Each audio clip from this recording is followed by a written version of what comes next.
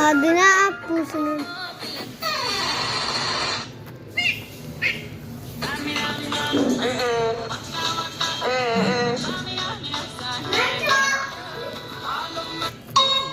അവിടെ ജാതിലോടെങ്കിൽ മുണ്ട പാടില്ലട്ടാ.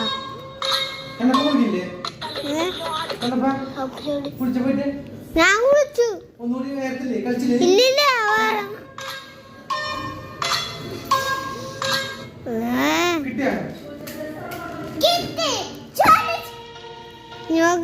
ഇത് പറ്റില്ല എന്നെ കൊണ്ട് ഇത് വൃത്തത്തെ സ്ഥലത്ത് കുടിക്കാൻ